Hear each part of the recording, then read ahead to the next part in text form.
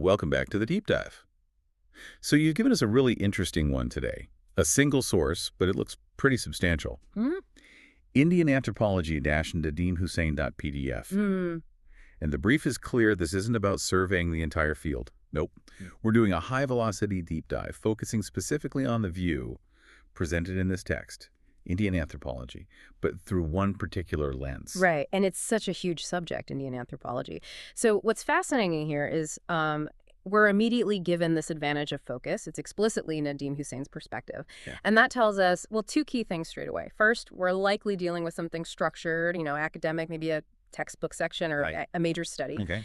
And second, critically, every insight we pull out is going to be filtered through his specific scholarly choices, his theoretical background. Exactly. So our mission today, for you listening, is to take that single resource, Hussein's view, and really distill its core ideas. What are the foundational concepts? What debates does he see as defining the field? Think of it like getting a personalized syllabus from an expert.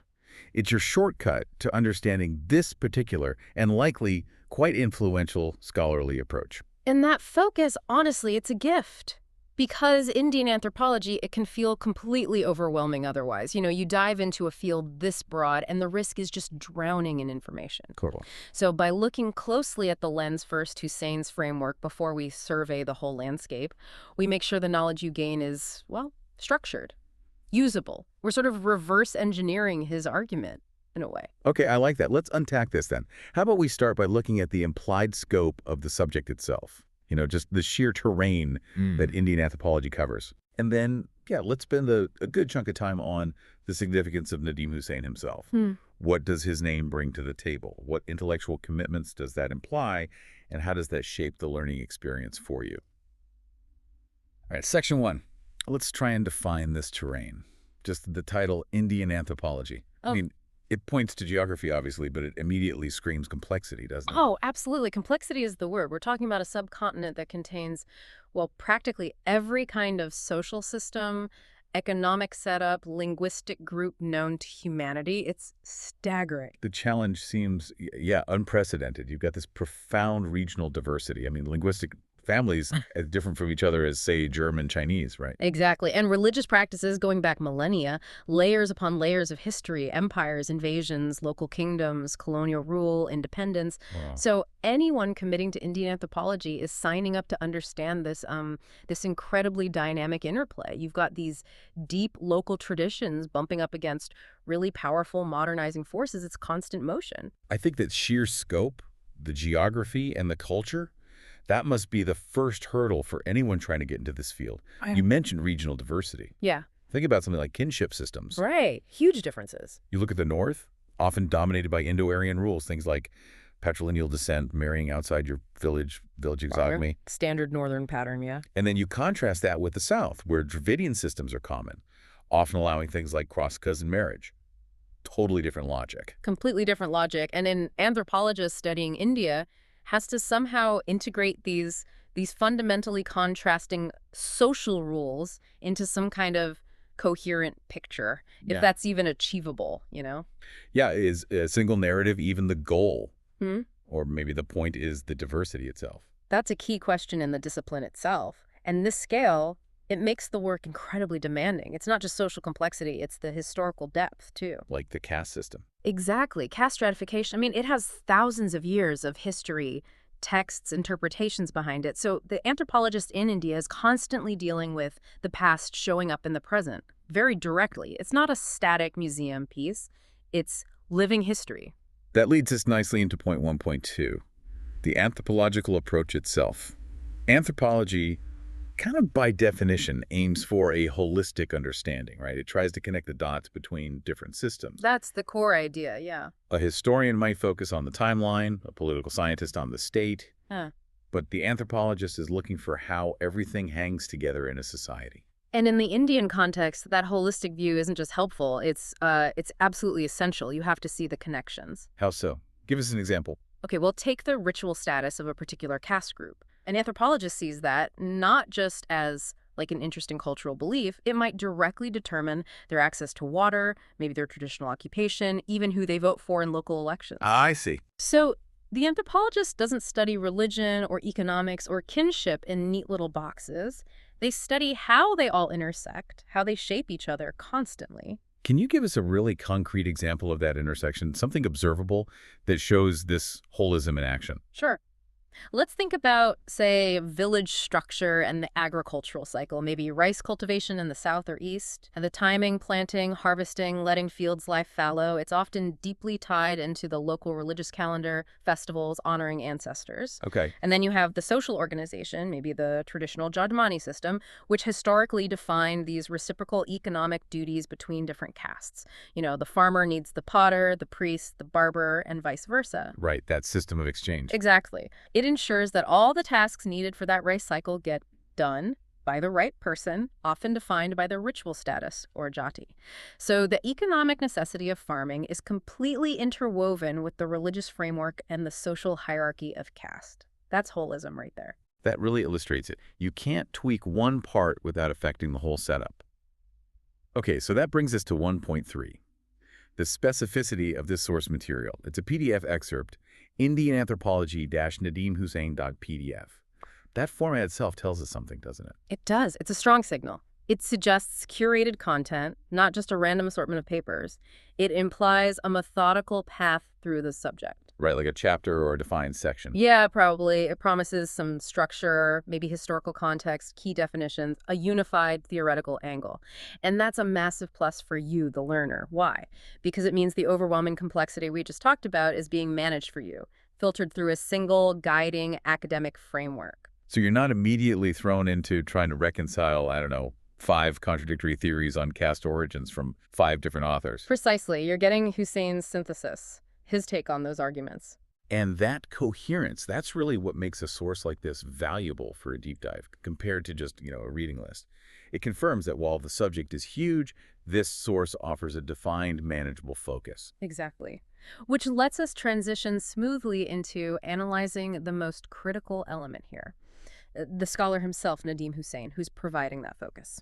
Right, so that brings us into section 2, which is all about the author's intellectual identity. Point 2.1, the significance of authorship. When you engage with a text by Nadeem Hussain, you're not just reading facts about India, you're stepping into a specific scholarly tradition, his background, where he studied, who influenced him, his theoretical leanings. All of that forms the lens through which we are going to be viewing India in this material. So it's inherently interpretive. We're not just getting raw data on villages, we're getting a framework for understanding those villages. And in Indian anthropology, especially in the 20th and 21st centuries, there have been some major intellectual debates, right? Like fault lines running through the discipline. Oh, definitely. You often see this tension, this sort of intellectual polarity. On one side, you might have scholars influenced by, say, Louis Dumont, the structuralists. They tend to emphasize hierarchy. The idea that Indian society is fundamentally ordered by this opposition of pure-impure. That's the core of Dumont's argument, yes. A rigid, encompassing hierarchy based on ritual status. But then on the other side, you often find scholars, transactionalists, maybe others, who argue that, well, the reality on the ground is much messier. More about practical exchange. Exactly. More about reciprocity, local economic deals, political maneuvering, people negotiating their status in daily life rather than just fitting into a fixed ritual hierarchy. Thinkers like McKim Marriott, for instance, talked about society being organized through the exchange of substances, coded as purities or impurities, rather than a pure structural opposition. Okay, so Hussain, as a presumably established academic giving us this overview, he has to position his work in relation to these fundamental debates, doesn't he? He absolutely has to. He can't avoid it. So even before we read the specific text, we can start thinking, if Hussain leans more towards that structuralist camp, what will he prioritize? He'd likely focus on analyzing those enduring categories, caste, purity rules, maybe the textual basis for hierarchy. Right. Whereas if he leans more transactional, his analysis will probably zoom in on dynamic social movements, economic power struggles, how people actually negotiate their status day to day. And that choice drastically shapes what you, the learner, end up seeing as important or real about Indian society. It directs your attention. It absolutely does. If we connect this to the bigger picture, understanding the messenger really helps us interpret the message. For instance, what if Hussain uses, say, a historical materialist approach? Focusing on economics, Means of production, class relations. Yeah. If he does that, he'll likely spend significant time analyzing, maybe, the shift from feudal land relations under the British to modern capitalism, and crucially, how that economic transformation fundamentally reshaped the reality of caste, perhaps breaking down the old village Jajmani system. I can see the implications there immediately. If he focuses heavily on the materialist economic base, does he risk downplaying the role of ritual or religion, treating them as just, secondary superstructures that rationalize economic inequality? That's a potential critique, yes, a risk inherent in that approach. And how would a purely materialist view explain, say, the huge social power of caste-based political movements today? If it's all just about economics, where does that intense identity politics fit in? That's the kind of question you as a reader need to be asking. Precisely the kind of critical engagement needed. Okay, so moving to 2.2. The implications of having a defined text like this PDF. The upside we touched on is that you get this unified intellectual story. Right. Instead of you having to wrestle with all the field's internal contradictions right off the bat, you get a carefully laid out curriculum from Hussein. And that means the methodology, how he suggests data should be gathered, how communities are defined, how history gets woven in. It's likely consistent throughout the piece. Hussein offers a kind of intellectual stability in a field known for its arguments and shifts. Which is probably crucial when you're introducing complex terms. Like if Hussein defines Sanskritization, that process where lower castes might adopt customs of higher castes to try and raise their status. Srinivas's concept. Right. If he defines it one way, he'll likely use it consistently. Or if he outlines the historical shift from, say, colonial ethnography, classifying people, to post-colonial anthropology, maybe focused on development issues, that timeline will be coherent within his text. You get a steady conceptual toolkit, a consistent vocabulary that's incredibly helpful for building foundational understanding. Okay, this sets us up perfectly for 2.3, expected depth.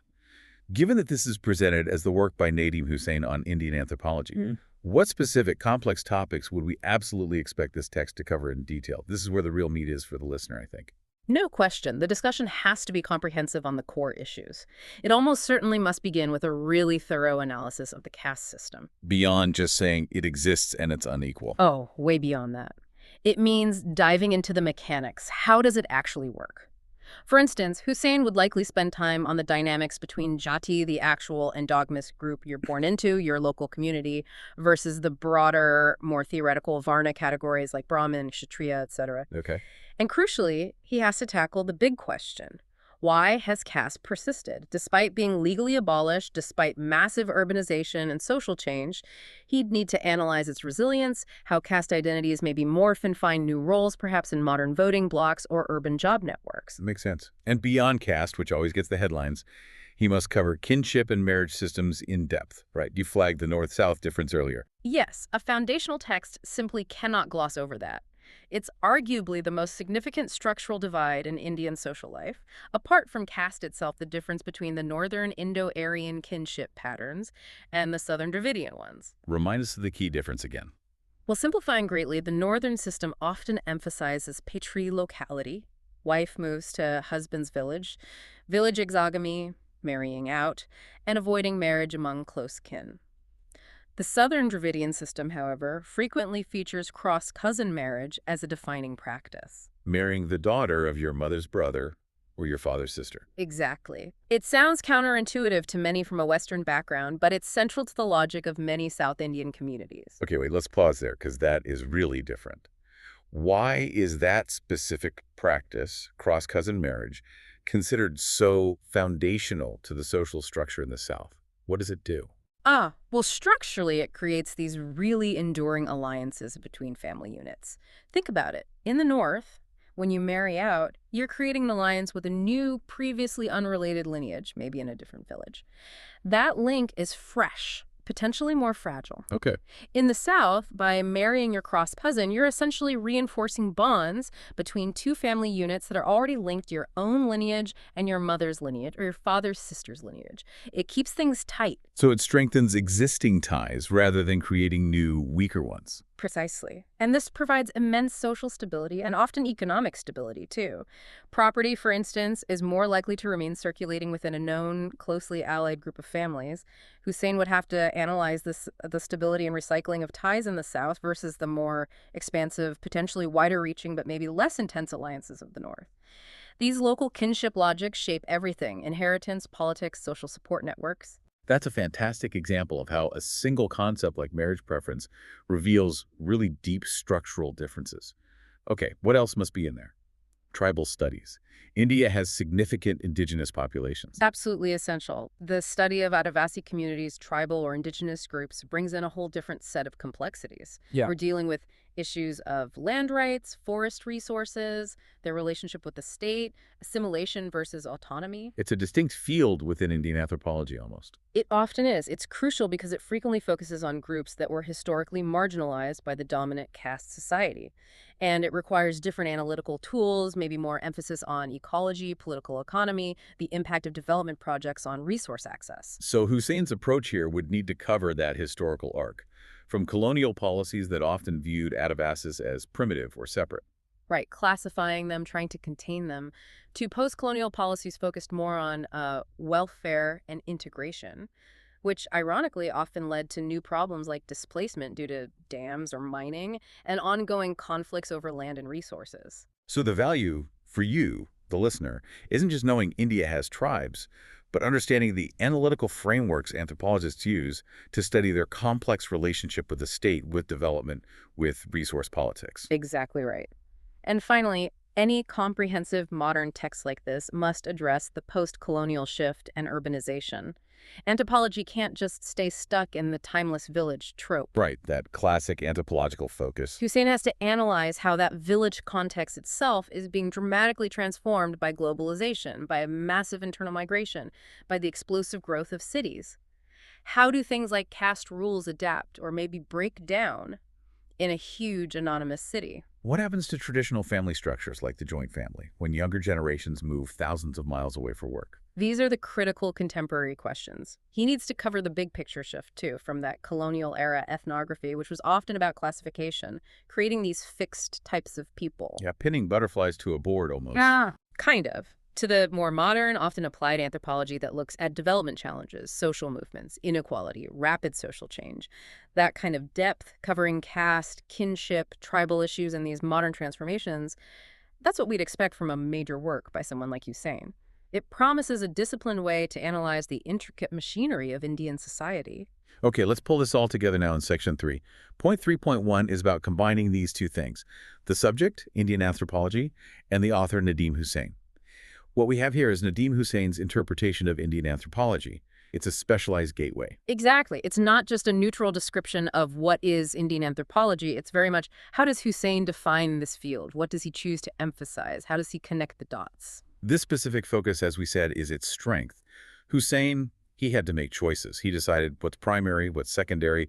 Maybe he structured his chapters, for example, perhaps starting with historical context and those classic debates we mentioned, Dumont versus the transactionalists. Could be. Then maybe the middle section focuses on the big structural systems: caste, religion, kinship variations. And then the final third tackles change: urbanization, globalization, maybe the rise of identity politics. A logical flow like that. And this structure provides you, the learner, with a single coherent narrative voice. It helps anchor your understanding amidst all the complexity. You're effectively learning a specific intellectual language for talking about India. So, for instance, if he leans towards that transactional view of caste we discussed, Right, emphasizing negotiation, exchange, power. then every chapter after that, whether it's on politics or economics, will likely reflect that initial choice. It will highlight how people maneuver for power and resources, maybe more than focusing purely on ritual status. And here's where it gets really interesting for you. This structured approach lets you grasp the conceptual tools much faster. You don't just learn that India is complex, you learn how Hussein's framework helps you map that complexity. Yeah, so you get a map. You get his map. And then you can start using that map to analyze things you encounter yourself. You read a news report about some local political conflict, maybe caste-related. You can immediately ask, okay, how does this event fit Hussein's framework? Does it reflect those structural tensions between, say, purity and power that he likely discussed? That makes it practical. However, That very strength, the single narrative voice, leads directly to point 3.2, the need for critical engagement. While Hussein offers clarity and structure, we absolutely have to remember this is one viewpoint, one school of thought. Absolutely crucial. You, the learner, must constantly ask, what might be the blind spots in this particular lens?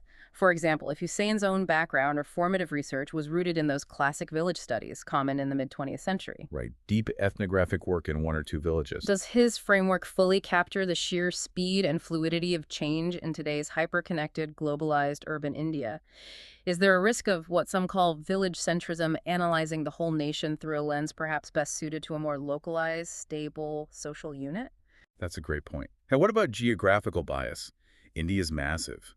Can any single scholar truly cover all the regional variations with equal depth? It's incredibly difficult. So you need to ask, does Hussein seem to focus primarily on, say, high-caste Hindu communities in the northern Gangetic Plain? That's been a very common focus historically in Indian anthropology. Understandably, perhaps, given population density and historical power, but still a specific focus. Or does he give equal analytical weight to the very different dynamics in maybe northeastern India, with its unique tribal histories and political situations, or the specificities of Muslim social organization or Dalit perspectives? So keeping that critical perspective is key.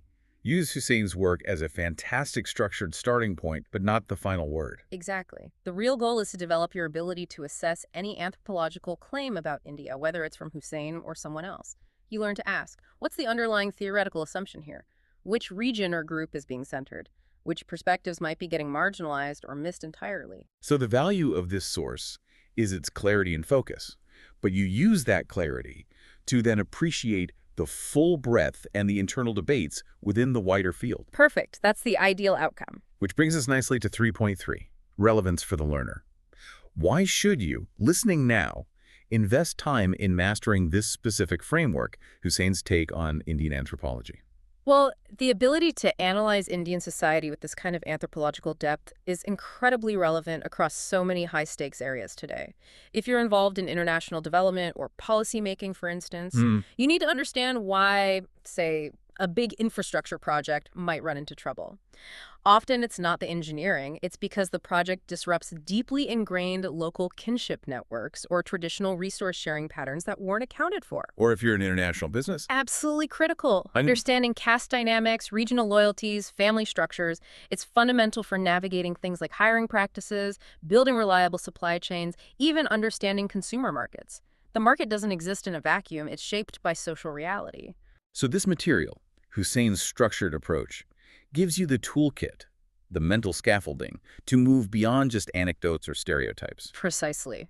It lets you apply established scholarly analysis. So when you see news about, say, political mobilization based on caste or religious identity, you won't just see chaos or confusion. You'll recognize the patterns. You'll recognize the long history of structural inequalities, the competition for resources, the ways identities are strategically deployed in modern politics themes Hussein almost certainly details. You can analyze that event not just as some random modern flare-up, but maybe as a predictable outcome of deep social structures adapting, sometimes painfully, to contemporary political life. So mastering the analysis of a society as complex as India actually equips you to analyze complexity anywhere else too. That's a great way to put it. Hussein's framework, by forcing you to map these intersections, ritual and political, economic and familial, teaches you a transferable skill. You're learning how to see the connections between the big macro structures of a society and the micro details of everyday life. That's an essential skill for any informed analyst or engaged citizen today. So by really digging into Hussein's scholarship, you gain the vocabulary, the structural understanding you need to engage seriously with India. You get the ability to analyze phenomena like urbanization or changing gender roles or the persistence of hierarchy using a specific discipline framework. Yeah. It moves you from being just a casual observer to being an informed analyst, someone who can start to explain the why behind the headlines. Yeah. Hashtag outro. Okay, so let's wrap this up. What does this all mean? Essentially, you now have the framework, the starting point, for engaging seriously with the anthropological study of India through this specific lens. You know the source is likely authoritative, definitely structured, and it presents Nadeem Hussein's cohesive viewpoint. It's a targeted path through a vast and vital subject. You've got the foundational language now, and hopefully that crucial critical perspective we talked about. But maybe here's something to chew on as you dive into the source itself. Hussein's work, like really all anthropology, it tries to define, to categorize, to explain this immense human diversity. Yeah. Now, if the whole discipline of Indian anthropology often seems caught between these big models, like Dumont's focus on rigid structure and hierarchy, versus models emphasizing transactional exchange and dynamic power plays, what does the very need to choose one kind of framework over another tell us? About the limits of our knowledge, maybe. Does the act of creating an academic field called Indian anthropology, even with a sophisticated framework like Hussein's, inevitably simplify or, I don't know, flatten the sprawling, fluid reality of over 1 billion people living their lives? Right. Does the map ever fully capture the territory? Exactly. And looking forward, what totally unexpected social changes? What new phenomena might emerge in India in the next 10, 20 years that could completely challenge the frameworks we rely on today? Even the most rigorous ones. Think about how relentless social change constantly tests the boundaries we draw in academia. A perfect provocative thought to end on. How does reality always exceed our attempts to capture it? That is where we will leave our deep dive for today. Thanks for joining us.